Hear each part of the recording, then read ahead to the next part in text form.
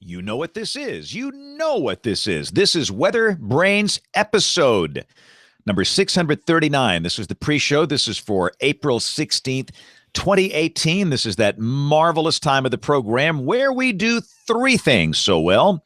We share boring personal stories, humorous anecdotes, and at times, occasionally, say outrageous things. And it's also eat ice cream. Eat ice cream. Bill, what kind of ice cream you got there? Vanilla.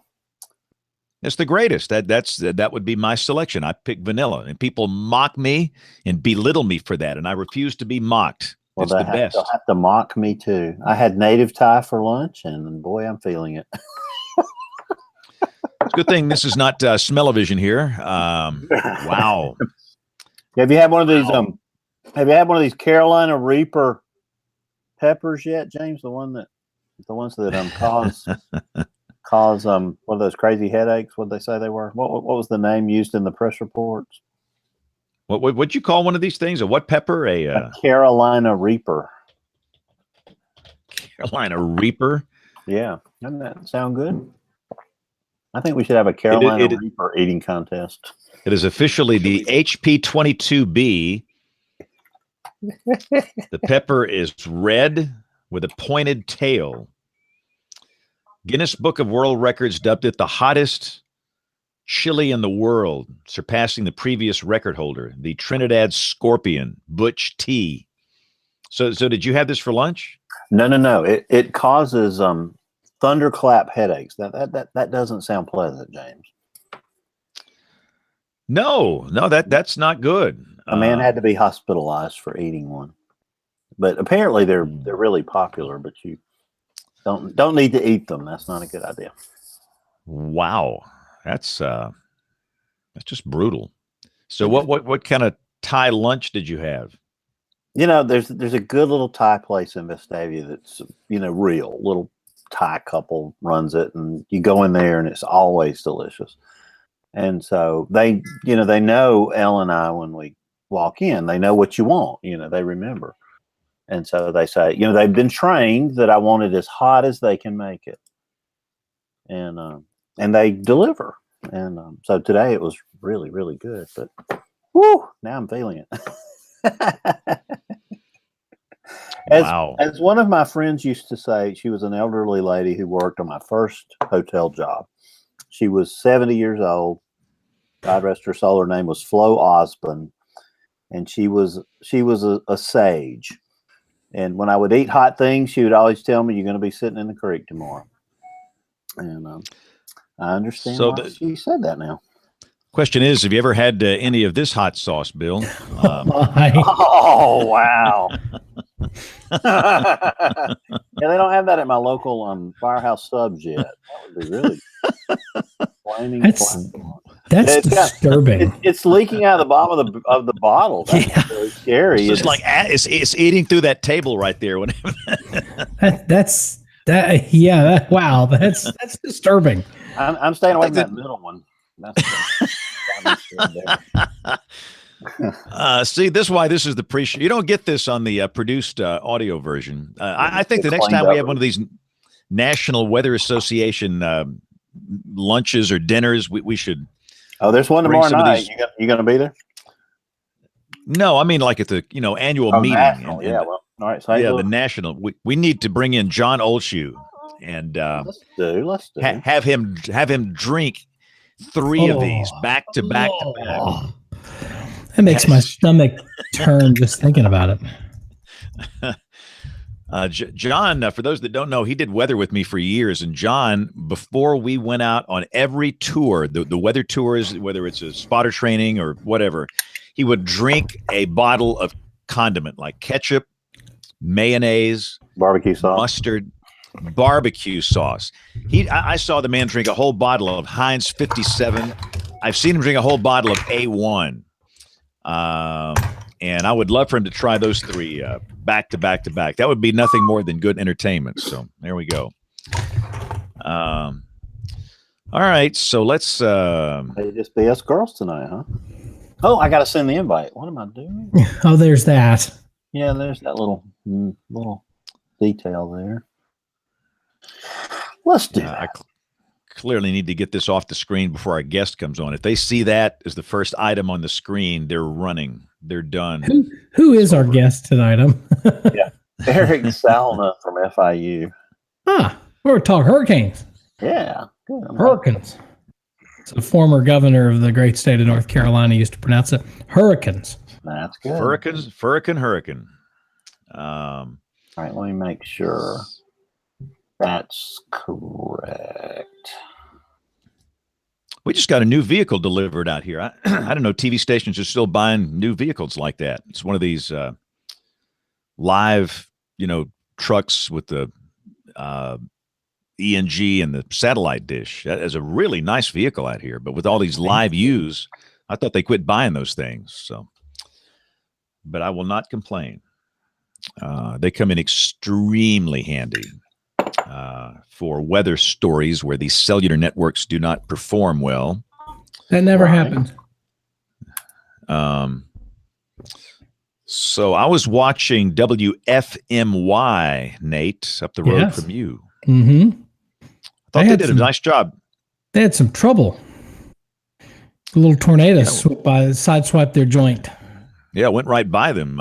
But I thought it seemed like they used a lot of, just phones, and that's what you do. I mean, just get it on the air. And they had a lot of live shots from phones and a lot of damage. And it's always harder on the weekend too, because everywhere I've worked, we've always had, a thinner staff on the weekend. And, when they knew this was coming, and from talking to I'm in a couple of Facebook groups with Tim Buckley, their chief Met, and they staffed up, knew it was coming. As most of folks in the Southeast and Eastern U.S. knew it was coming. But still, I mean, you're never really, quite ready to take a tornado, more or less. I mean, not quite a direct hit, but pretty close. And then they had a lot of power outages, and I popped them on right after the tornado came. I'm actually in this odd spot where the antenna I have in my roof or in my attic, I've got the high gain in pointed at Greensboro and the low gain in pointed at the Raleigh market, and I get stations from both markets. So I was actually able to watch them over the air, and did a nice job. Yeah, that's still the best way to do it. I love over-the-air TV. Quality's great. Yep, can't beat uncompressed television. No, and so, some of these .2s are just fantastic. We've got the main ABC channel. We have channel 21. We have channel 68 here, and they've all got .2, 3, 4, and 5 or whatever. And I found one that's fantastic. It's 21.2. It's called the Antenna TV, and it's all these classic shows from my childhood. Green Acres and Petticoat Junction and Hazel and Acres to me. That stuff is funny. For me. Every time I see Mr. Kimball, I think of Brian Peters for some reason.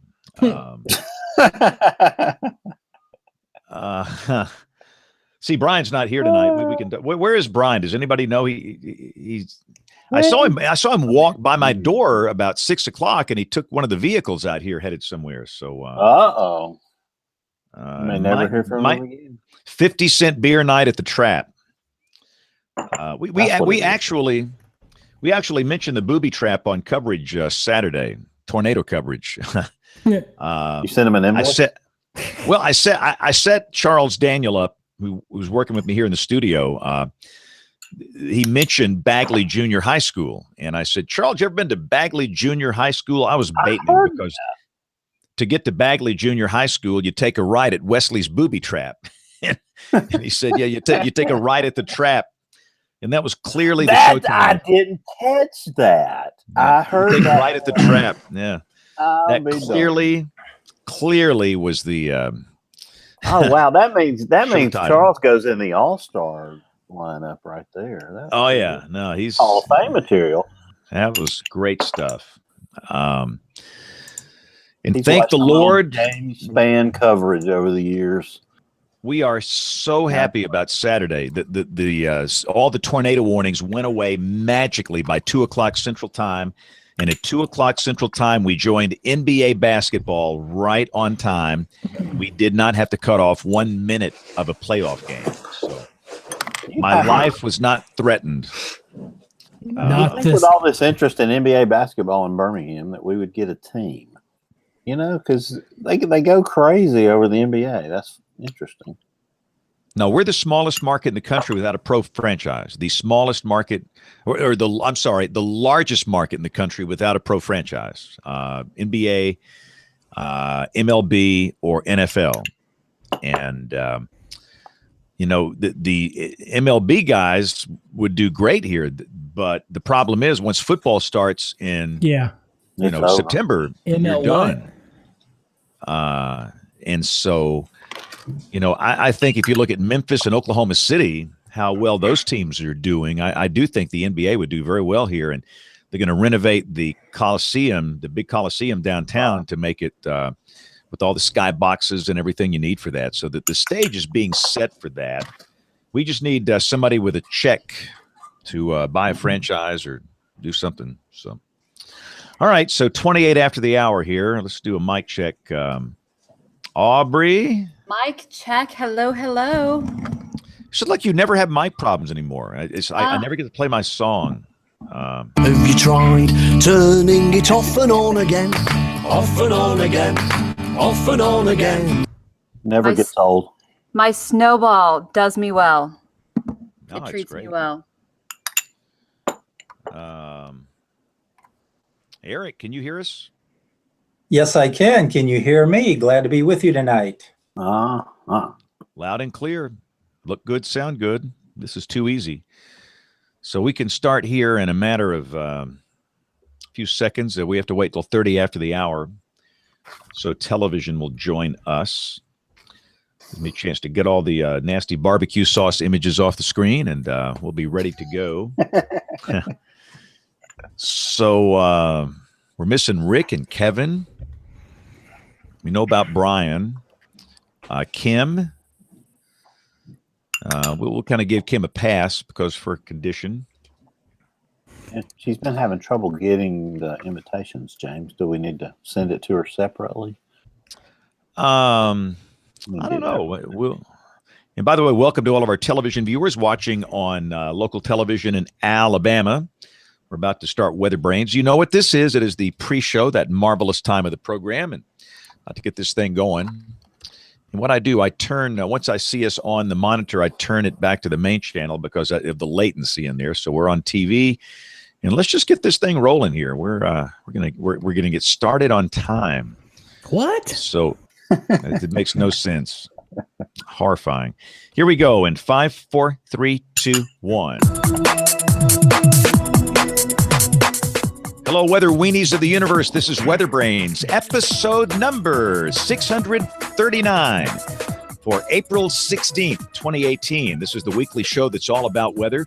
Thanks for taking the time to spend with us this week. Whether you're watching or listening, we're glad you're here. Always good to see Aubrey Urbanowitz. Aubrey is in her comfy studio in Harrisonburg, Virginia, freezing to death. Yeah, it is 41 degrees and so sad after such a beautiful weekend, minus the tornadoes yesterday. Yeah, it's been kind of rough. This has been a fascinating week, and we'll spend some time with the weather on the weather roundout. But stop we sending have had us it all. Stop sending us your severe weather, James. What's funny, it actually kind of skipped over us. We had tornadoes in Mississippi. We just basically got a lot of rain here, and then we had tornadoes to the east. So Nate, did you have any tornadoes in your market? You were bragging just a few minutes ago about how you were able to show your sports, your precious sports on TV. We hit the NBA basketball game, and we did not have to cover it up, which made me very happy. Yeah, tornadoes are our number one export behind automobiles now. Yeah, right. I've shared this story before. We cut off an NBA basketball game on Christmas Day. This was about 3 years ago. We had a tornado warning, pretty serious one. A tornado came through a population center, in fact, the biggest city in the state here, Birmingham. And the first email I got After I got off the air, I checked it. It said, you should have been aborted by a coat hanger. So welcome to America today. It was a Russian bot. Now we found out. No, this was old-fashioned email, and it was just brutal. So, Nate, have you ever got any hate mail for cutting off a program? Are you kidding? Never. Yes, of course I've gotten hate mail. I've also I've gotten an email that's not appropriate for discussion on live television, but buy me beer sometime, and I'll tell you the one time I was propositioned by someone who was not who they claimed to be. Ooh, wow. How's that for a tease, huh? Wow. Wow. Anyway, I can't wait to hear that story. Yeah, and it wasn't in Las Vegas, which is where I was last week at the National Association of Broadcasters. That is a big thing. So you think AMS, 6,000 people, I think, register for that. NAB is about 20 times larger. Wow. Imagine a conference. Even in today's world, it's still that big. 100,000 people, give or take a couple thousand. I mean, AMS is rounding error to the NAB. That was a thing. It's my first time going to NAB, and I'm glad I set my expectations fairly low for how much I'd be able to cover, because it's incredible. And if you are a broadcasting geek or historian or anything, it's like 4 days of mainlining crack. It's incredible. How would you know what that was like? the links I will go to do research for my analogies for this show, gentlemen and lady, I gotta tell you. I think that is our show title for tonight. So the winner. The winner in the contest. So Bill Murray, and by the way, let me just say we got a few folks absent. Brian Peters, we've got 50 Cent Beer Night at Hooters. He's out tonight. We have, let's see, Kim Clocco is out. Dr. Cloclo McLean. Cloclo McLean. We're Dr. McLean. We're just going to use her last name for this point because I can't talk. She is Dr. Kim. Dr. Kim Clocco McLean, which she in her expectant condition, we hope she's feeling well, but maybe she'll join us shortly. Kevin is Kevin. He will be back. But Kevin is Kevin. But Bill, let's bring in our guest here. Yeah, James, tonight we're joined by the Associate Director at the Extreme Events Institute at Florida International University, Eric Salna. Welcome to WeatherBrains. Thank you so much. It sounds like it's going to be a pretty fun night just from the start. Well, we sometimes shoot our wad in the first 15 minutes. Yeah. It goes downhill real quick, right down the tubes here. Okay. Eric, I think your email, because we were all fans of the Stormfront Freaks too, and you were a guest on there on Thursday night. So you sent me their pre-show material. I guess that was a comment on the organization of our pre-show activities, huh? Well, hey, Eric, here's a link. Join. Good luck. This is kind of how we do things after. And it still worked the same. Here we are. Well, it was fun meeting you at the Flash meeting in Atlanta in October. And so tell us what the EEI is first, and start talking about that. Okay, sure. And again, thanks for having me on here tonight. Really do appreciate that. So as you said, I'm Associate Director at the Extreme Events Institute at Florida International University in Miami. And so what the Extreme Events Institute, it combines several things. One's called the International Hurricane Research Center, and the other is a disaster risk reduction. And so in a nutshell, we as an institute, we do research on all hazards. On our campus, by the way, I'm sure all of you know, and many of you, the viewers and listeners know as well, the National Hurricane Center is located on our campus. That building is co-located with the National Weather Service Miami office, and that provides a very unique opportunity for collaboration between us, the University Research Institute, and working directly with the National Hurricane Center. So that makes for a great collaboration opportunity. And so the International Hurricane Research Center, we do research related to hurricanes. On the financial side, we have a computer model that predicts what the landfall cost might be for a Florida hurricane. We also do storm surge modeling. We have a model that is called CEST, C-E-S-T, that the National Hurricane Center uses in conjunction with their storm surge model, which has been around for many years, called SLOSH. And then we have a great facility called the Wall of Wind, which it's on the engineering campus. It's 12 giant fans, essentially, and we can create Category 5 hurricane conditions with rain. So it's an amazing facility. And disaster risk reduction, what can we do to be more resilient? What can we do to mitigate, and not just across the United States, but worldwide? And we're involved with the United Nations Office of Disaster Risk Reduction in that way as well. And on our website, front and center is an equation, and it's a hazard risk equation. And basically, when you take a hazard, and is it going to be an emergency, a disaster, or catastrophe, really comes down to the other two variables, and that is the exposures and the vulnerabilities. And the insurance industry is well versed in all of that, and it's those two variables that we take a hard look at that change the outcome for any natural hazard event.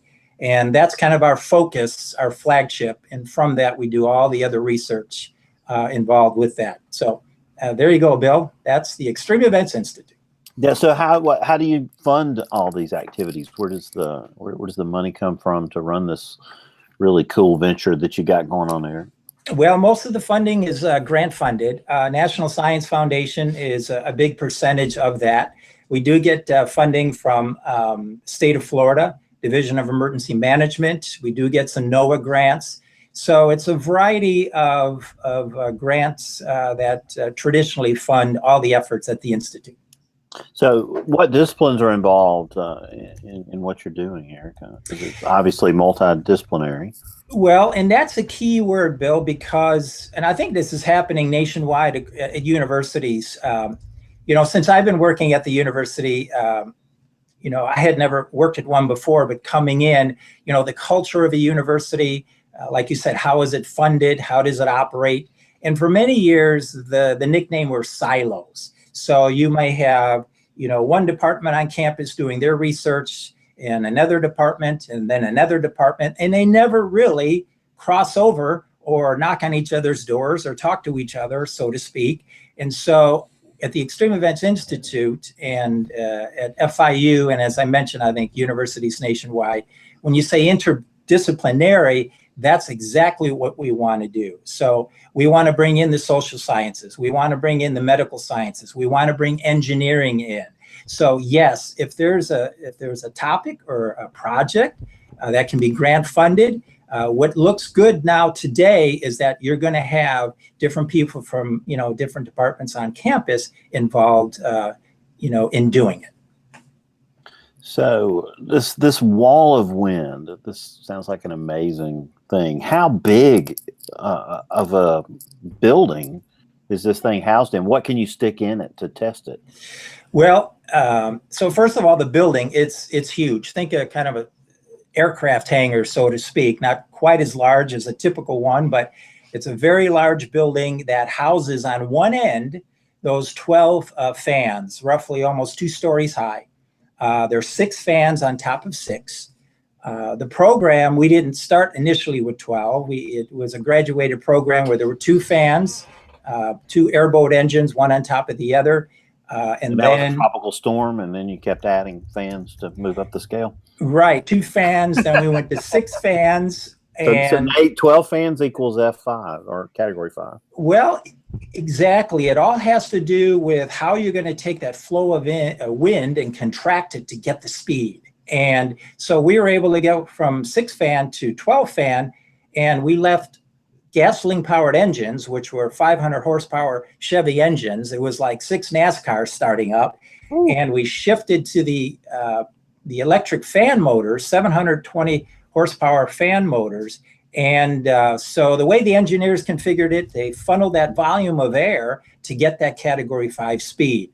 Just amazing. So the structures we put in there, think of large shed type structures, 20 feet by 20 feet. And we do things to scale, 1 to 5, 1 to 6, and the math and physics still works. But we're able to build these structures and test them, their aerodynamics, how well they withstand the wind. And it's, again, how can we build better, build stronger, and enhance the building codes? Essentially, to the kids, I tell them I get to build things and blow them apart, and that's a pretty cool job to have. And don't tell anybody, but they actually pay me for doing it. So what are some of the construction practices that are emerging? Eric, as you do all of this research, for coastal zones and hurricanes?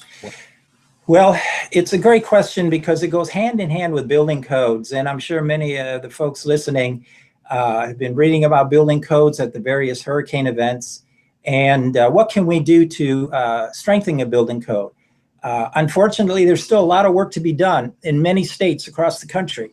Right here in Florida, we do have the strongest building code in the nation, especially here in South Florida.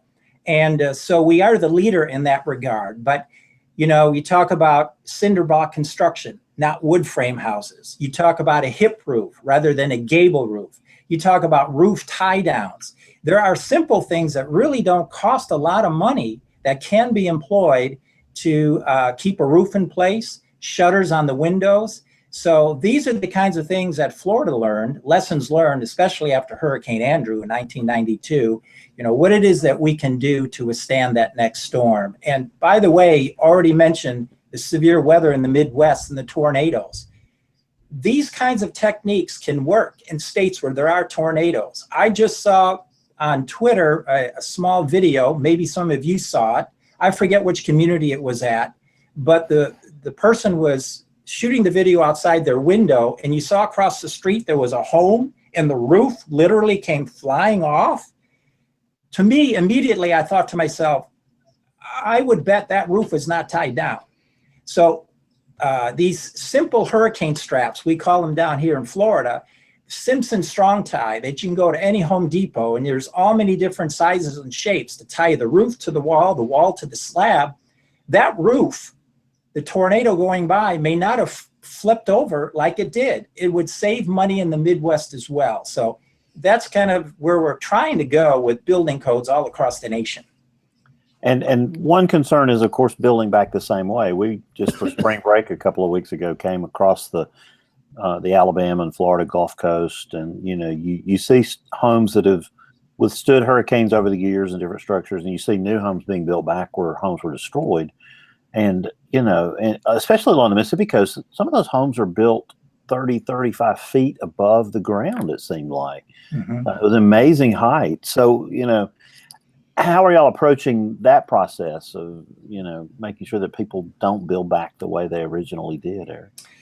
Well, it's a key word. It's a process. And a lot of groups, a lot of factors come into play. It becomes political. There's a lot of factions that kind of pull each way on opinions on how we should rebuild, but we can't rebuild the same way. There's been this spin cycle of how we've been building and rebuilding, and then it gets blown down again. We can't rebuild to what it was. We have to rebuild for the future. So for wind, and then as you mentioned, water. Raising structures and storm surge and flood zones and so on and so forth. And in fact, we are going to take a hard look too at the elevated structures in the Florida Keys that the newer ones did hold up very, very well against Hurricane Irma. But again, if you do raise that structure, what are those additional wind forces when you do raise it 10, 15 or 20 feet? And it all comes down to tying it down securely, but that's a good question on raising an elevation, and again, to what strength and what kind of forces you have to build that home for. Well, it's easy to forget over, if you have a 10 or 12 year window like we had from Hurricane Katrina, until recently, this active season we just went through, we were sitting in Ocean Springs, Mississippi, having dinner one night, and I wondered, what did it look like after Katrina?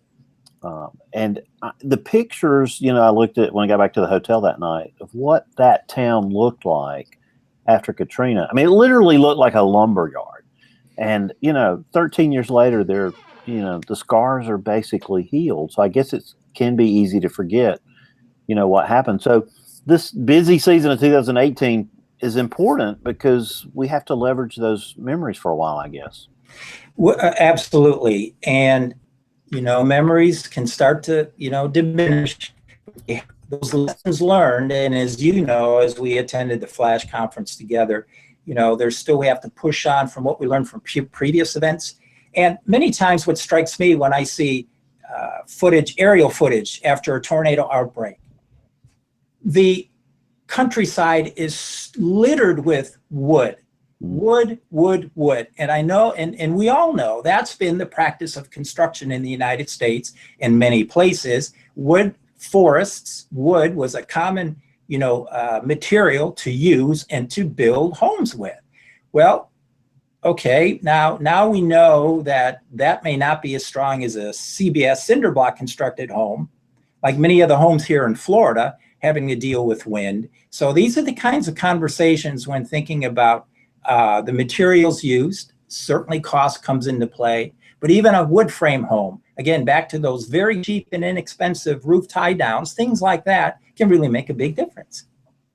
So Hurricane Irma was right in your backyard this year, and fortunately, I guess for Miami, did not turn out to be the direct hit, on your coast that it could have been. But what are some of the lessons besides the one you've already mentioned that you've taken away right there in Florida from Irma? Well, boy, we could fill 90 minutes right there. Hey, right? we can go till midnight if James will let us. Well, the first thing is, the quick answer is building codes work. I attended a meeting down in the Florida Keys soon after Irma made landfall, and it was in the Marathon. Governor Scott was there, FEMA folks were there, local emergency management folks, and Marathon is about halfway down the Keys. So as I drove from Miami, FIU, I was driving down from the north, and I wanted to kind of just observe structures and rooftops and what kind of damage was there. And personally, I was pleasantly surprised. And what I mean by that is that the Florida Keys weren't wiped out, just swept clean, like after Andrew. Things have changed since Andrew. But there were a lot of structures there remaining, and their newer structures did well. Yes, there was a lot of vegetation damage, power line, infrastructure, and even south of Marathon, where I went, were ground zero of landfall, Cujo Key. Yes, there was damage there, but the same thing, there were still a lot of structures still standing. And so to me, in the Florida Keys with this very strong building code, it showed that we can build stronger to withstand major storms. So I think that's a great lesson learned. It's best practices, as they say, and to take what we've learned there and what we've seen there and just bring it to other parts of the country. Now, I heard someone say this was a teachable moment for Miami-Dade. Have you heard that said, and what do they mean by that, Aaron? Well, we could talk for an hour about the cone and the forecast. And we all know that, first of all, the cone is the cone. It's not a skinny black line, right? We all know there's a dozen or so models that help create the shape of that cone. We wish it was a skinny black line. Then we wouldn't need the cone. We all know there's not just one model that perfectly predicts the perfect track. So it's the cone. Florida was in that cone for 5 days. And we all know that the fine details of predicting that track, west coast of Florida, Naples, Fort Myers, or east coast, right? Miami, Fort Lauderdale, West Palm Beach. The models aren't quite that exact. And so what it meant was the entire state had to prepare, not knowing exactly where it was going to make landfall and what track it was going to take, which would make a big difference if it was just off the West Coast on the tremendous amount of storm surge that could have hit, Tampa, Fort Myers, or even our coast. And so the lessons learned were that if we're in the cone, you need to prepare, you need to be ready, and evacuation was another huge issue for Florida. Emergency management had to pull the switch and evacuate both coasts. I think the number was at 6.5 million people, the largest evacuation amount of people we've ever seen, because look at how populous Florida is. So the evacuation issue, and not everyone needs to go. If you live out of the storm surge threatened area, hunker down in your home. But if you're going to do that, you need to be ready with a mitigated home and have all your supplies. So all of these things came to the forefront for Florida. And, as a whole, it rode up the center of the state. So it still was a major problem and affected the entire state, but there could have been some tracks that could have brought in certainly more storm surge. So when you ran your disaster projections based on some of the tracks, if it had carried it into Miami, what kind of damage are we talking about? Yeah, Bill, thanks. Thank you for asking that, because as I mentioned, one of the models that we have at the Extreme Events Institute and the International Hurricane Research Center is the Florida Public Hurricane Loss Model. And that model, then they run literally hundreds and hundreds of track scenarios and different directions and different intensities. And with the data that it has, it predicts the damage value. And there was a predicted track. Dr. Hamid, the researcher, has a famous slide in his PowerPoint that shows the worst case scenario track for Florida in terms of dollar damage value. And that would be a track that would ride up through the heart of Miami-Dade County, into the center of Broward County, north into Palm Beach County, and would have been over a $100 billion plus event. That track was on the table right up until Friday night. I mean, it was a sickening feeling. We all have it. If we're all in an area that's going to get affected by severe weather and it's coming towards you, it puts a whole new perspective. Our community, our university, my own house, if that track had happened, we would have been out for months, and it would have been, as I mentioned, that hazard risk equation, it would have been catastrophic. Even with the better building codes, it's such a large urbanized area, and there's still a lot of older building stock that's been built, from previous decades. It would have been one of those catastrophic events, and we came this close. And when it shifted, and that center of the storm went more towards the Keys, then we all knew that worst case scenario was not going to happen. But it was right before our eyes, and that didn't feel too good.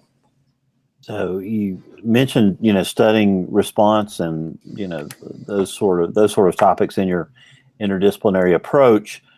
Did any best practices come out? Any lessons learned? Any things to do different from that response and warning process? Well, and there's always that battle.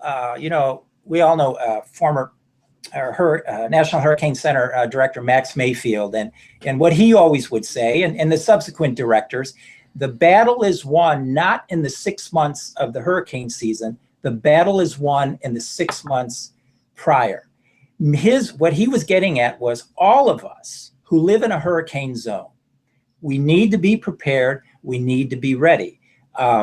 If you live in a beautiful place, and we live in a beautiful place here in South Florida, let me tell you, but knowing what your hazard is, and if the hazard is a hurricane, realize for 6 months of the year, you need to be ready to go. And Irma was coming, and you see this in other locations and other communities, the lines at the gas stations. In my community, yes, they ran out of gas. I was able to get gas late at night, but gas stations ran out of gas. Everyone going to the supermarkets, store shelves empty, right? Going to the Lowe's and the Home Depot stores and buying things out. And we're still working on getting everyone to do their shopping when they can, when they're not under pressure and a storm is only 48 hours away. And so you don't have a situation where people run out of gas, they don't have materials, then they're stuck. And that added to the evacuation problem. They realized, oh my goodness, I don't have batteries, I don't have food, I don't have a generator, I gotta go. I gotta jump on I-95 and get out of here because I didn't prepare. I don't have my stuff. And It's a battle. Emergency management works on that all the time. It's social behavior. It's all of us. We put things off. We don't think about it. We wait to the last minute. But at times like that, when you have that, millions of people now trying to do things at the last minute, there then problems start to develop. The other thing I want to mention, hurricane shelters, and how many shelters they opened up, and the issues they had at the hurricane shelters. So, even Florida, lessons learned, staffing hurricane shelters, and just trying to do a better job with how those run as well moving forward. So, every hurricane is a lesson learned, and there were some of those. So the high rises in Miami, which seem to be sprouting up like mushrooms, that looks like that's a recipe for disaster. Is that going to be a potential problem when we have a direct hit eventually from a major hurricane? Well, the new ones are constructed to the new code, so they should do pretty well. Residents, however, have to realize if that is a tall condominium building, probably you're going to lose power. So if you're going to write it out in that condo building, how are you going to go up and down those stairs, right? 14 flights of stairs. How are you going to write it out? There may not be the cavalry coming to help you for a week or 2 weeks on a major event. So people have to understand if they're residents in those, and of course, many of those are asked to evacuate, Bill, because they're in the storm surge evacuation zone. However, those construction cranes, those are a problem, and one of those did come down at Fort Lauderdale with Irma. So, that's an issue. We all remember the housing crisis, how many years ago now, right? Well, there's cranes everywhere. The building boom is back. Everyone wants to come down to Florida, and Miami, Fort Lauderdale, yeah, they're going up for sure. We had Brian Norcross on several months ago, and of course he had just come out with his book about Hurricane Andrew. Lots happened in 26 years in South Florida. When you go back and read the way it was in 1992 when Andrew came through, and now it seems like things have come a long way, Eric. They really have, in terms of what's required now in new construction. If you're going to build a new home, it needs to have some type of window protection. New residential homes are going to be built, as I mentioned, with that hip roof design because it's much more aerodynamic. So things that are required now than were before certainly have come a long way and have certainly helped. And that's what just needs to be done more and more, as I mentioned, in other communities across the country. Talk about your CEST storm model for a minute, and our storm surge model, and why that's important and what it does differently than SLOSH. Well, it's the way on the they handle the equations, and I'm not the researcher doing it, but in knowing all the details. But it's in how they the data that they use. You think of it as like a pair of glasses. SLOSH, how strong the glasses are, and if you have a little better pair of glasses, you can see higher resolution. The CEST model can generate some higher resolution. The math and physics is done a little differently, but higher resolution to determine what those water levels will be up and down a coastline. And so the National Hurricane Center will kind of use our model as kind of to compare how SLOSH is doing and kind of use our model to help with the SLOSH model to make improvements with their forecasts. So it's not a model that's being used operationally by NOAA or the Hurricane Center, but it's certainly one, it's a tool. It's a tool that is being used by the storm surge unit at the National Hurricane Center to help what they're doing with their predictions with SLOSH. It seems like some really big strides are being made in that department. A lot of new products coming out with Hurricane Center that are going to be extremely helpful as we communicate the risk. Talk about those products and what you see, coming then, and how that's going to evolve over the next couple of years. Well, as you know, we've had the terms Hurricane Watch, Hurricane Warning around for many years, but it's only been in the last couple of years, and then last year officially storm surge watches and storm surge warnings. So now on the public side, the social behavior, social science side, a lot of study went into what should the map look like, the colors, so on and so forth. But now there's this education aspect for all of us, for the public, because it's new terminology. It's now new watch and warning. And what does that mean for me? And so, but it's helpful. It's a good thing. It's something that, I know Dr. Rick Knabb definitely wanted to see the Hurricane Center move into that direction. Address the fact that, yes, a hurricane brings wind, but what kills is the water and the storm surge. So if they can put a little more emphasis on storm surge watch and warning, and actually have those watches and warnings, now on the public side, they're hearing it and seeing it, and then hopefully responding and evacuating when they're asked to do so. So that was a key piece that I think was helpful last year. Now you got Ken Graham coming in as the new director of the National Hurricane Center, right? Correct. That's a friend of ours, good friend of the show, and someone that we love very much here. Talk about his arrival and anything that that he's stepping into to do there at the Hurricane Center. Well, personally, I don't know him myself, so I'm looking forward to getting to know him very well, since, as I mentioned, we collaborate as we did with the previous directors. That position, we've all seen that position over the years has become very media intensive. There's a lot of traveling, of course, a lot of communicating. And, so that's one part of the job, right? But then handling that center and the staff, I think certainly what's good news is the amount of science and the research that's been been done, and the products that are improving, the track forecasts getting, slowly getting better. Intensity forecasts, not as much as we know, but I think with the science and the research that's been done, the tools that he and that tremendous staff at the Hurricane Center can use now moving forward will certainly help him. But every director has a different personality and wants to, do things a little different or emphasize certain things. So looking forward to what that's going to mean. Yeah, we love Ken. That's going to be really exciting. So a lot of these disasters hit Latin America really hard, and I know you guys are working in regards to that. Talk about some of your initiatives and efforts in helping more vulnerable countries prepare for these disasters. Well, as we said, we do address some of the other hazards. Earthquakes is one of them, and that's also a building code issue, building practices. And you think of a country like Haiti, what it had gone through in over the years with not only hurricane, but then also earthquake. But this whole issue of disaster risk reduction, especially in the Caribbean and, as you said, Latin American countries that have seismic zones, have earthquakes.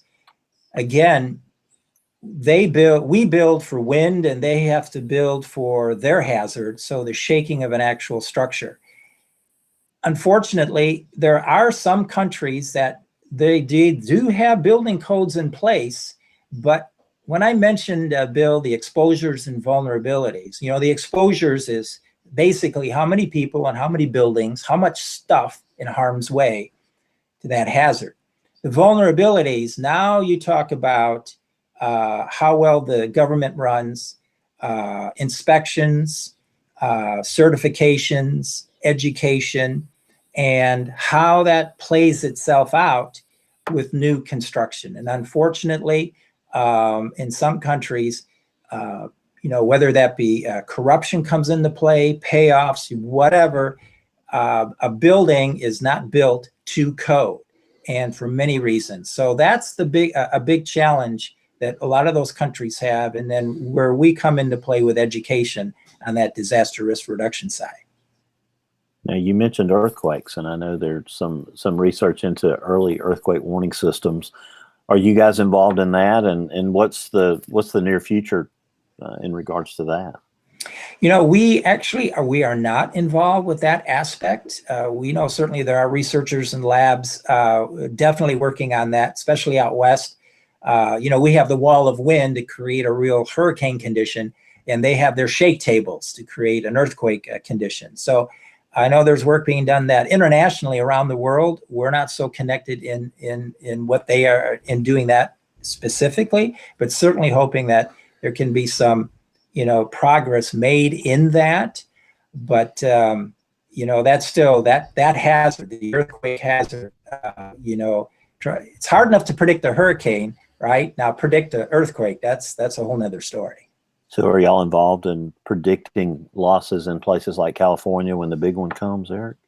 Not with our model, not with our insurance model. We're mainly hurricane focused in the state of Florida and beyond. But yeah, we all know, and we've all heard by other researchers that when the big one comes, it's a multi-billion dollar event, unfortunately.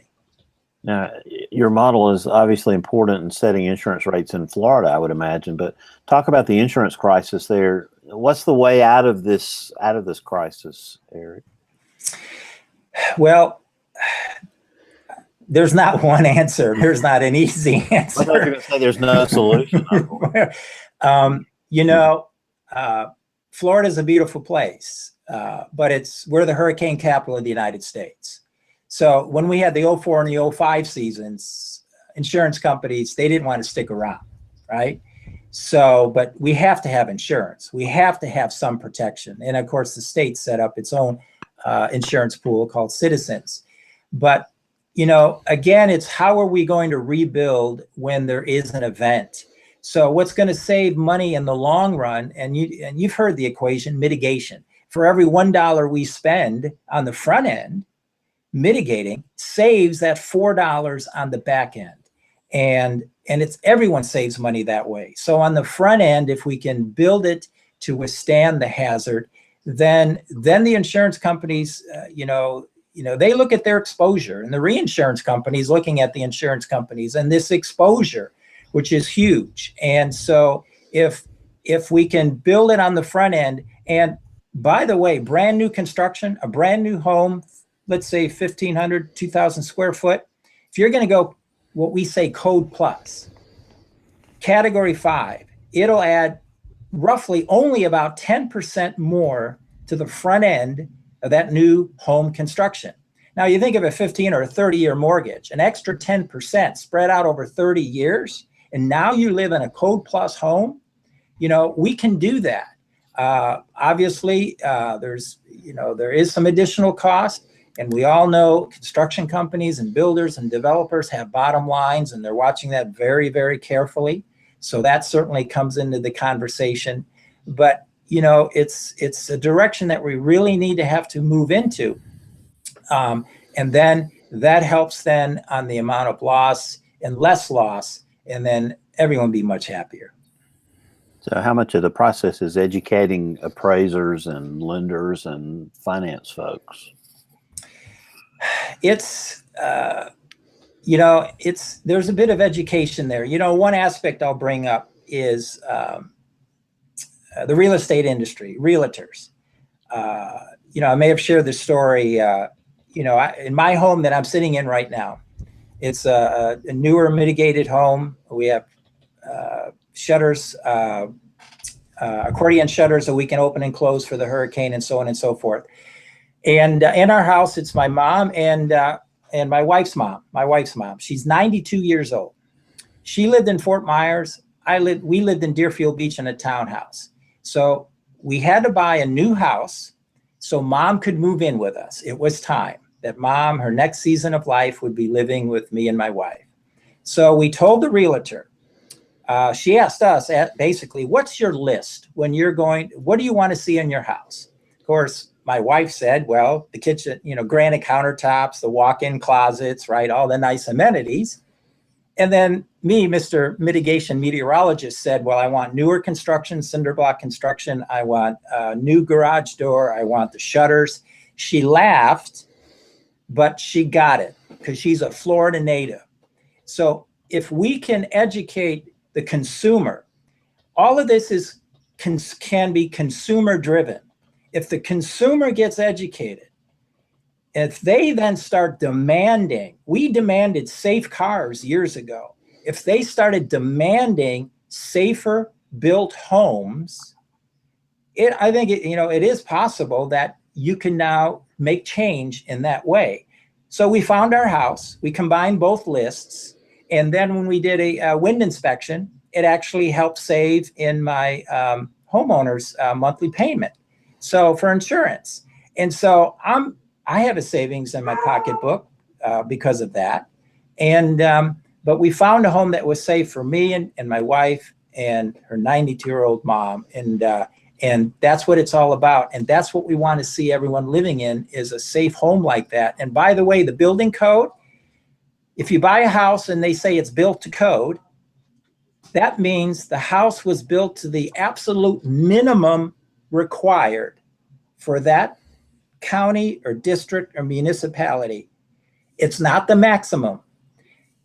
Going code plus, going above what's required, can be done in many communities. That's where Education Bill comes into play too. Having homeowners realize that they can do that. And there are knowledgeable, trained, and educated some builders, inspectors, who know how to go with this code plus concept. And again, consumer driven, could really drive and change things in a big way if that really got going. So Eric, how do homeowners and potential home buyers find the right wind inspector or the right professionals to help them make these decisions? One quick answer is, you may have heard our good friends with the IBHS, the Institute of Business and Home Safety. They have a program where it's a roofing program, a building program. You can build code plus, whether they be bronze, silver, or gold. So an organization like that, IBHS.org, and that's one example of that organization where they can help get you connected for your community in getting contractors and inspectors to do it that way. You mentioned FLASH, the Federal Alliance for Safe Homes. They do a tremendous job, a fantastic job, leading the charge on resilience and mitigation. That's another community, flash.org, to now help connect you with knowledgeable people to make you a safer home. And there are others too. I know one lady in Tallahassee right now who's clapping for that. Our really good friend, Leslie Chapman Henderson. She does a super job. It occurs to me that a lot of these TV shows, especially one that I like on HGTV called Island Life, need to hit this issue pretty hard, because every week they're going to a community and talking about someone moving to the coast. And I don't think one time on that show I've seen anything about mitigation at all. And that seems like that might be an important message. It is. My wife loves to watch HGTV. And so does most everybody, apparently. Right. And so where they show the couple with the realtor, and there's various versions of the various shows, right? They're looking at homes in the Bahamas or in the Caribbean. Don't they get hurricanes too? Yeah. Right. And so as they look at the home, you never hear that aspect of the home. Now, maybe that's not sexy, maybe that's not interesting, but it's so critically important. Personally, my wife tells me I have to leave the room because I start yelling at the TV, because when the homeowners are looking at a beautiful home on the beach in a storm surge zone, a hurricane evacuation zone, and nothing is mentioned about hurricane, maybe there's reasons, and maybe it's they don't want to talk about it, or it goes without saying. I don't know, but it is something that I really think should be brought up. I'm pretty sure it's an American pastime to yell at HGTV, especially on shows like House Hunters and Love It or Listed. I mean, if you're not yelling at the end of those, or just, in disbelief that, I have an Etsy store and, I sell little cartoon dogs and our budget is $3 million. Yeah. It's not real. Well, I remember a show from this year, and I was kind of heartsick just because it was a couple that was buying a home in Port Aransas, Texas, which was very close to where Hurricane Harvey came on shore. And I wondered how they fared, after the hurricane, because obviously that was filmed long before, a year or so before the hurricane came. And, you wanted to see the after, of what it was like, because that would just be heartrending to, move to the coast and buy your dream home and then, watch as Harvey or Irma or insert hurricane name here comes along. It really is. This past hurricane season was just so gut-wrenching, for our good friends and folks in Texas, Harvey. Obviously, we had Irma here in Florida, and then Maria in Puerto Rico. Mm-hmm. And all these issues, we started to chat about, coming to play in all events, and certainly in Texas with Harvey, the water issue, the flooding issue. It was amazing how accurate, so to speak, that forecast was. The model said the system was going to move on shore, stall, then just meander, and then drop tremendous amount of rain. So they knew that was coming. But flood insurance, that's the other big thing, right, Bill? Flood insurance. How many folks did not have it? Mm-hmm. And this whole issue of 100-year flood, 500-year floodplain, so on and so forth. The way I put it, for anyone living in Florida, my opinion, if you live in Florida and you can afford flood insurance, get it. Because if it's not required, it's really not going to cost much at all. And I know all this comes down to people's budgets, but look at where a skinny peninsula, a flood can happen at any time, at any place. So inland or at the coast. And that's a situation up and down our East Coast, the Gulf Coast, and even back into Texas. And we know Houston and Southeast Texas have their water issues and so on and so forth. But that's a big lesson learned there, is getting the word out on getting flood insurance, whether you're required or not. Homeowners really need to consider that. Well, our insurance agent, insists on having this insurance checkup every year. So we went this morning for it, and I had my list, and the top of that list was, do I need? Well, I know I probably do need flood insurance, although I'm like the second highest house on the elevation. And his immediate response was, you don't need flood insurance. And I'm sure a lot of people in Southeast Texas heard that same advice from their insurance agents. They did. And realtors. They did it. That's what's sad. They did, and thought they were okay, right? That's the heart-wrenching part afterwards. The other thing is, as a homeowner, as a consumer, requesting what's the flood history of that street, that neighborhood, that part of the county. Has it flooded before? How many floods? Have there been FEMA claims on that property, on that street? So as a consumer, thinking in terms of, again, the water and flood issue, to better protect yourself, because that kind of information is not necessarily going to be disclosed by a realtor or by a seller of a home or what have you. And again, not to put a spotlight in any one direction, but some of that information, it comes down to us, unfortunately, to have to kind of dig in and request and to get that information. Is there any database that you're aware of that can talk about federally declared flood situations at specific locations? Because I asked that question this morning and they said, well, that's some work. We'll have to get back to you. Because we've had a couple of cloud bursts, James and Vestavia, there've been a couple that, have resulted in some pretty significant flooding along Highway 31. And we're just over the ridge from that. And I thought, I'd like to know. And so I don't know whether I'll ever hear back or not, but apparently that's a process to declare federally that a flood has occurred in terms of, continual acres or something that are covered or something like that. Mm-hmm. Well, certainly FEMA would be a source, your local emergency management at the county level, even the city level.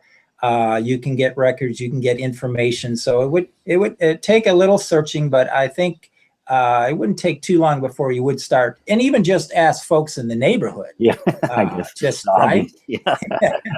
So there's different approaches for sure, and to try and find it. But right, it's not up front and center when you're buying a new property necessarily.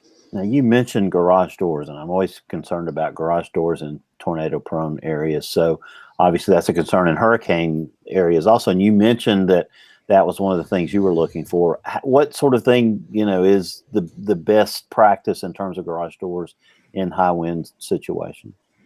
Yeah, and that was a big lesson learned from Hurricane Andrew. Garage doors failing, and then then the wind and pressures got inside the home, and there went the roof. So, an example of that, again, coming back to my mother-in-law, when she was living in Fort Myers, she she had an older garage door. Now that's Lee County, and not Miami-Dade County. But as we were looking at vendors to replace her garage door, I knew that we could ask that company, we would like a Miami-Dade County approved door that's wind tested and missile tested. And it has to do with the framing, the bracing, the rails, the attachments to those rails, and to be up to those standards. So in Lee County, which is only under the Florida Building Code, but the Miami-Dade County Building Code, the company that we worked with, I said, I would like that Miami-Dade County approved door installed here in Fort Myers. And they said, no problem. And it didn't cost really much more, and it shouldn't. So that may be something to think about for even residents outside of the state of Florida, working with companies that sell shutters or garage doors, and ask them about, can they get a Miami-Dade County approved strength door, if that's possible or not, or can you get something close to it? But that garage door, it's pivotal because it's the biggest opening. And sometimes when people ask, well, if I haven't done anything, if I haven't mitigated my windows or what have you, where should I start? Well, one way to answer that question would be, well, okay, we're going to start somewhere. The largest opening conceivably can be your garage door opening. So how old is that door? Is it to code? And that's maybe where you want to put your dollars first. And Bill, these things do cost money, and that is a reality for different families. Sure. And I think of it sometimes a mitigation plan. Think of it as, well, maybe I'll do one window 1 year, 2 windows the next year, another window the next year. And after 5 years, I've done my whole house. Or the new roof with an inspector coming in, putting in extra tie downs. Maybe that'll be year 4. Whatever you can afford, because there'll be resale value in that home. Mm-hmm. Certainly when you go to sell that. But above and beyond that, just the security of your family riding out the next storm in that home. But there are programs in some states where, and some organizations that can provide some programs where you can, get mitigation products and so on. So there are some of those programs out there, and to look into that to see if you really, if it finances, and it is for many folks, is a hardship. Well, hopefully, maybe there'll be some help in those regards because mitigation helps everybody for sure. When we were in Atlanta, I heard the term Sendai framework. I never really heard it defined. It sounds like a spy thriller from John le Carre or something. But what is it, and how important is it going forward? Well, it's, again, connected with the United Office, with the Department of Disaster Risk Reduction. It was a movement that was started. And, again, this whole thing about resilience internationally in countries around the world with these topics that we've talked about, but then also getting the business and corporate community involved in thinking in the same way to get them to back these kinds of initiatives. We talk about family preparedness. Well, businesses, they need to have a plan. Major corporations, they do pretty well with having a disaster plan, but most of our, industry across the country are those small mom and pop businesses. So how well are they prepared? How well are they insured? What about their staff? What are they doing to be prepared for the next event? So, having the corporate and the business connection worldwide is a part of that, and education. When you talk about business schools, having disaster risk reduction as a part of a curriculum for the business schools across at universities around the world, and talking about, risk management, and because it affects the financial community in a huge way. We all know that. So that's a big part of having them be connected and just trying to keep this message moving forward internationally. Hey, Eric, this is James. Before we take a break, a couple of random questions. If you could give Ken Graham some advice as the incoming NHC director, what advice would that be? Okay. See, I ask the hard questions. Yeah. I always keep the makeup handy. How's that? Max Factor Pancake Tan number 2. Yeah, I actually use, I think it's about a 5. Yeah. I feel like I haven't had a chance to tell this story on WeatherBrains, and I think it speaks to the kind of guy we've got as the National Hurricane Center director. So I was chairing the AMS broadcast meteorology / conference on weather warnings and communication here in Raleigh, 10th anniversary of Katrina. And there's a whole session, a panel, and one of the big talks was about the doomsday statement out of Slidell, and where obviously Ken Graham was working at the time, and that was a big part. There were a couple of Robert Ricks as well coming up from Slidell to present. They were both big parts of the program. And because of some government issues, that travel for that was approved, and then it wasn't approved, and it was approved. It's just sort of in doubt until the day the conference started. But they couldn't book travel because of the way the government works that hadn't been approved. So they both worked shifts and then got in a car and drove all night, and then showed up at the registration desk at 8 a.m. the morning of their presentation, registered, and presented. There you And go. that kind of dedication for a conference out of this guy, we're going to be just fine. And I think Ken's going to be a fantastic director in a long line of fantastic directors of the Hurricane Center. And that's a high stress kind of a gig, but I think we're going to be just fine. Mm-hmm. And Max Factor Pancake Tan number 2. I guess I'll go ahead and mention budgets, and we all know there's a federal budget, and it's a huge giant budget, and it's a huge giant pie.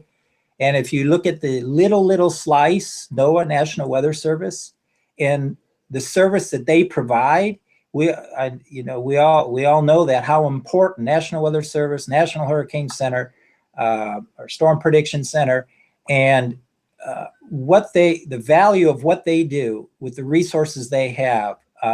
They could use more. The public, the weather's always there. Somehow the forecast is always there. Whether you find it on the internet or on the phone, you see it on TV, it's kind of take it for granted that the weather information is always there. But just my personal opinion that they can certainly, that is an area that in the budget that the more we can give to them, they're just so fantastic in what they can do with the tools. We just really have to make sure that these weather service offices and these major centers are funded and are staffed and have the resources that they need to do their job. And they're running these offices on less money than it takes to buy a soundproof phone booth for Scott Pruitt. That's what just blows my mind. Wow. All right. Now here, politics brains. Next question for Eric. Eric, do we need to change or modify the Saffir-Simpson scale? You go to a higher category, a 6 or a 7? Or not necessarily, or modify the current scale, because a lot of people are saying, well, I see it's only a category 1 or it's only a category 2, no big deal. People don't respond unless there's a big number. Does that come into play? Does that need to change, or do we need to de-emphasize that? Well, to answer your first question, should we change it? I don't have any grounds to change it myself. There are other researchers and there may be other opinions on the scale itself, but you bring up the second part, which is important. It's how the viewers perceive these numbers. And Bill Reed, former director of the Hurricane Center, he had a phrase, he called it justa, the word just and justa. And the perception of, it's just a category 1. Or just a tropical storm. Mm-hmm. And so these numbers, you're right. The larger the number, the more people seem to respond. But each and every hurricane, we try and communicate. If you're under a hurricane warning, that means you're going to get hurricane conditions, right? Within 24 hours. End of story. Don't be caught up in the numbers per se. Yes, a 3, 4, 5 is going to be a strong event, but every storm needs to be taken seriously and prepared for seriously, all the way from tropical storm all the way on up, because of the hazards they can bring. So I think, what the education is, a storm is coming, prepare with everything you need to do for your home and family and business. How long do you have heightened awareness after a big season like last season? How long does that last? I'm not sure what the social scientists say.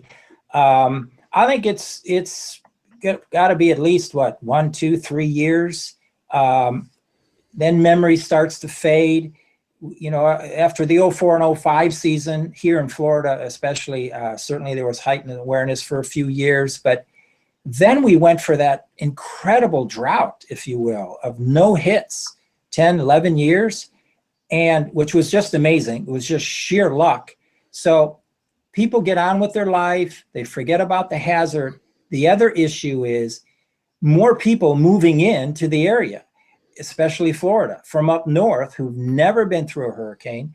They've never had to prepare for an event like that. So they're new eyes and ears and new families that have to be educated and informed to get ready for the next hurricane. So there's a couple of things going on there, with regards to that. But I think this year, after last year, especially here in Florida, there's definitely going to be heightened awareness. And already I could even kind of sense it or a bit when, we all know the folks at Colorado State University come out with their early forecast, and boom, it's on the media everywhere. And even in my own office and out in the street, so to speak, I heard people mention it. It's going to be active again. It's going to be, busy again. It's going to be busy again. And if you look at the actual number from Colorado State, slightly above average. And so I could tell people are still edgy from last year, from Irma. And, but again, like Max Mayfield, Rick Knabb, Bill Reed always said, the numbers are nice to know. It's nice to get that gauge. That research is good. But if there's only one storm, right, if it comes to your community, you have to be ready. So just be ready, be prepared. And then, as that preparedness meter goes up, that anxiety and fear factor goes down. So, that's what we want to do here to keep everybody feeling good moving into this new hurricane season, which is coming up to us pretty quick. Awesome. Well, Eric, we have to take a break. You're welcome to stay as long as you want. If you got to run, take off. But how can people get in touch with you and more about you, the Institute there? Well, if they just go to the Extreme Events Institute at FIU, Florida International University, go to our website. We're all listed there, our entire staff, all the research that we do. And so that's the quickest way to get a hold of any one of us or myself there at the university. And more than happy to answer any questions or address anything that we brought up tonight. Awesome. And again, if you're welcome to stay. We've got about 20 more minutes. If you need to cut out, you cut out. But thanks so much, Eric, for being on the show this week. And we're going to take a quick break for Professor Peters. And we've also got Tony Rice in the Astronomy Report. We're going to come back with the Weather Roundup, email inbox, picks of the week, and much more as WeatherBrains rolls along. WeatherBrains 101 with Professor Peters. Since 1953, tropical storms in the Atlantic Basin had been named from lists originated by the National Hurricane Center. But since 1979, that list has been maintained and updated through a strict procedure by an international committee of the World Meteorological Organization. There are 6 lists of names used in rotation and recycled every 6 years. That means that the 2018 list will be used once again in 2024. The only time that there is a change in the list is if a storm is so deadly or so costly that the future use of its name on a different storm would be inappropriate for reasons of sensitivity. When that occurs, the WMO committee at their annual meeting will take the offending name from the list, and another name is selected to replace it. The 2017 hurricane season in the Atlantic Basin produced 4 storms whose names will be taken from the rotating list. Those storms include Harvey, Irma, Maria, and Nate. Due to the extensive nature of the damage produced by these storms, the World Meteorological Organization's Region 4 Hurricane Committee has officially retired these names. The committee also selected the new names to replace these 4 names. The replacements will be Harold, Idalia, Margot, and Nigel. All 4 of these will appear on the 2023 list. With the retirement of these names, it brings the total of retired storm names to 86 since the list began in 1953. If you have a question about the weather, you can drop an email to question@weatherbrains.com. Looking beyond the atmosphere, here's Tony Rice with your Astronomy Outlook. NASA is looking to launch its latest exoplanet hunter, TESS, or Transiting Exoplanet Survey Satellite. Exoplanets are a pretty amazing topic and one that can leave you feeling pretty small. Copernicus cast aside the notion that the Earth is the center of the universe some 500 years ago. Just 30 years ago, a team of Canadian astronomers discovered the first exoplanet, Gamma Cephei AB. This began an avalanche of exoplanet discoveries, which cast aside the notion that our solar system's unique. This follows on the success of the Kepler mission, which discovered some 70% of the more than 3,700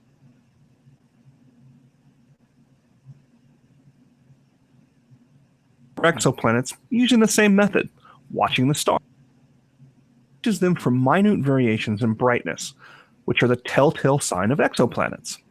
These down-in-front moments don't just tell us that the planet is there. They provide clues about the mass, orbital period, and sometimes even the makeup of the atmosphere, if there is one. Kepler did this with what amounts to a pencil-thin beam of a survey that only covered about 4% of the sky. Planetary scientists talk about expectations of thousands of exoplanets that are expected to be discovered by TESS. Thousands is a very conservative choice of words here. TESS will cover about 85% of the sky by the end of its 2-year primary mission, which is going to focus on the stars which are basically next door to us, a mere 200 light years away. It's going to do this with a much wider field of view. While Kepler's cameras covered about 115 square degrees, or about 2 scoops of the Big Dipper, TESS's cameras have a combined field of view of some 2,300 square degrees. For comparison, that's about 50 times the width of the full moon. Launch was targeted for a 30-second window beginning at 6:32 this evening, but the countdown clock was stopped during final checks, about 3 hours before scheduled liftoff. SpaceX has pointed to a need for additional analysis of guidance, navigation, and control systems, and is targeting Wednesday, April 18th for another try. You only get another try when the rocket is on the ground, after all. Looking at the planned orbit and the now scrubbed launch windows established for Monday and Tuesday, I'd look for some time between 5:30 and 6 p.m. for a next attempt. The Twitter accounts at SpaceX and at NASA_TESS, TESS, are good sources for the times ultimately selected by the launch team. You can watch live on air or online via NASA TV beginning about 90 minutes before launch. It's your Astronomy Outlook. Follow me at RTP Hokie for more spacey stuff like this.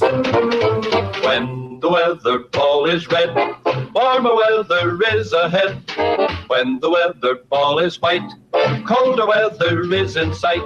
When the weather ball is green, no change in the weather is foreseen. When colors blink by night or day, precipitation's on the way. We're doing this show on the 16th of April, 2018. A remarkable mid-latitude cyclone has been traversing the nation. Let's go on to Eric. Eric, did you get the cold front down there in South Florida? Yes, we did. Today was absolutely outstanding. Clear blue skies, low 80s, dew points in the 50s, absolutely perfect weather. That's what we got behind the system. That's why we live down here this time of year. How many days do you have dew points under 60 per year down there? Probably not many. Not too many, but when they come, boy, do they feel good. I mean, we'll get, some chilly temperatures in the 40s, especially the inland areas sometimes. But yeah, it felt really good out there today, and it will for a few days because then once we hit late May into June, then it's low 90s, dew points in the 70s, hot and humid, and every afternoon there's a shower. So we know that's coming. So we're enjoying what we got here today.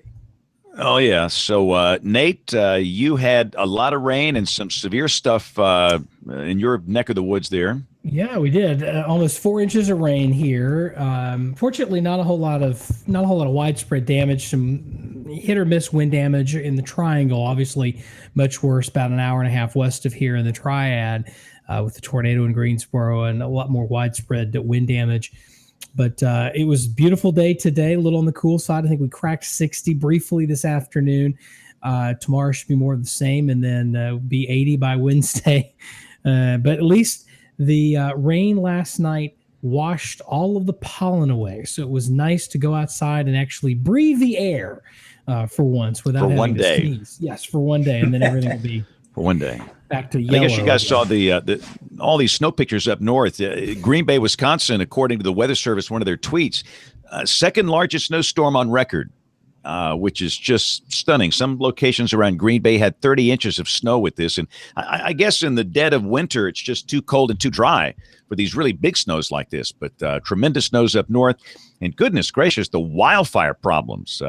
We don't have Rick Smith on the show tonight with the Weather Service in Norman, or Kevin that's close to the action, but there is a very serious fire danger tomorrow for the 17th for parts of New Mexico and the panhandle of Texas and Oklahoma. It looks pretty serious out there. So it's been very, very messy, but that big mid-latitude cyclone is winding down after some pretty nasty weather. It looks like Aubrey still has her mic muted and her picture on there. So I don't know what, there she is. She's here.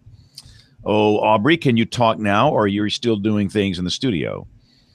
We'll see if she can magically talk. Hi, guys. Sorry. Hey. So let's, I tell you what, since you're here, I got a funny feeling. I just have a funny feeling we just might have some email this week. Letters. We get letters. We get stacks and stacks of letters. I am not Maybe seeing not. anything. I remember the one we got from Tarmo earlier today. Yeah, who's griping about he couldn't see the website in Estonia? What's the deal with that? I don't know. Russian bots. Blame Russia. Exactly. Yeah. I don't see anything, guys. I hope this is the first. We're going to foghorn the email segment. I mean, this is the first time we have not had email in a long time. Yeah. So on that note, send in your emails. Email at weatherbrains.com. Want to hear what you like about the show, maybe some guest suggestions with some contact information for Bill, maybe some ideas that you have. What do you want to see on the show? And just tell us that you love us. We like to hear it. Or tell us you hate us, which is what we're used to. Exactly. So, Eric, I'm going to warn you, we're about to do Picks of the Week. If you can come up with something marvelous, a website or something weather-related, we will get to you in a second. But let's go right to Nate, who oversees the NBC O&Os. He's got to have something good. The owned television stations. We're not O&O. We don't operate O&O. them. The local folks owned. do the operating there. But anyway, Okay. actually, digging back into my last career stop at WRAL, they just released this week, just in time for this week's weather, in fact, a completely rebuilt, redesigned weather app. And a lot of stations we'll go to one of the vendors and they'll get an app that WSI or Barron or somebody will put together, WDT, and then, white label it. So it's the station's app, whatever. WRL had been long, even, while I was there, we long dreamed of being able to bring our app in-house, develop it to our own standards and do that. And they were able to do that. I was a part of the design process before I left. And then it was getting handed off to the developers about the time I left WRAL. Well, they got it released, and I'm just tickled with how well it came out. And I don't say that to toot my own horn, but the developers at WRAL did a really nice job with it. I think it's a really well-rounded app. So I'd encourage you to check it out and let them know what you think. And it's not a crap app. It's actually meteorologists put the content on there. That's right. So if you're in the WRL area, you're getting a WRAL forecast. And if you're outside, like if you travel and you take that app with you, you're not getting a computer forecast. You're getting the National Weather Service forecast in that area. Wow. How about them apples? Okay. Maybe that's setting the standard for the country. My pick, our friend Dr. Laura Myers. Dr. Myers is a social scientist, and she's been on the show many times. She is doing a new study in conjunction with Vortex Southeast. And for those that don't know what that is, that's an initiative on southeastern tornadoes in Dixie Alley, specifically in the northern part of Alabama, where we have terrain issues and just a whole different set of circumstances. But she is doing a new study, and she needs you to fill out a study questionnaire that's online. And my pick of the week is a link to Dr. Myers' questionnaire that she would love for you to take 5 minutes and fill out. It takes about 5 minutes to do that. So, and all these links will be up on the website, weatherbrains.com. Aubrey, what you got for us this week? I have a wonderful graphic that I saw today on Twitter from Brad Panovich, talking about the watch and warning process. So if you are watching and not listening, you can see the graphic that I have shared. This is from Brad Panovich. A cupcake watch is all the ingredients that you need to make cupcakes: the egg, the butter, the flour, the sugar, the vanilla. And the cupcake warning is when you actually have a cupcake, and warning you are about to eat it. So that is basically what we have for the watch and warning process. When you have all the ingredients that could come together, and then when you actually have them come together in your product, that would be your warning: your tornado, severe thunderstorm, flash flooding, etc. Often a picture is much better than words. That's a great graphic. All right, Eric, it is time now for you to give us something good, something weather-related. Website, hardware, anything, name it. Go. Well, what just came to my mind was just going to mention an article that was on the Weather Channel that talked about the strongest surface wind, the record strongest surface wind, and where that's been recorded. And we all know Mount Washington, New Hampshire, the observatory, Mount Washington Observatory had the record, but then that's been broken by some, typhoon events and so on. So that article, a recent article within the last week or 2 weeks, and that's what just comes to my mind, is that it was really an interesting read if you want to see where the highest surface wind speeds have ever been recorded. Awesome. Good deal. So thanks so much. And again, since Bill had to back out, we're going to have to wrap this thing up because I have to go do some television. But listen, thanks a lot for taking the time to watch and or listen. We know most of you listen, but some of you do watch. You can watch it live Monday nights. We're typically on the air at 9:30 Eastern, 8:30 Central at live.bigbrainsmedia.com. And if you'd like to get in touch with us, and I can't believe we foghorned the email bag this week. Aubrey, that's never happened. What is the deal with that? Send Aubrey some email at weatherbrains.com. Our social media accounts are up on the website, weatherbrains.com, show notes and much more. So on behalf of the entire Weather Brains crew, I'm James Spann. Thanks for listening. Have a great week and God bless. Hey, Eric, thank you. Great to be on the show this week. Great information. Great guest. Thank you. You're very welcome. Thank you. I hope it all came out just fine. Sounded great. Oh, your audio is great, video great, excellent. So thanks, everybody. Y'all have a great week. Okay. Have a good week. All right. Okay. Bye-bye. Bye-bye.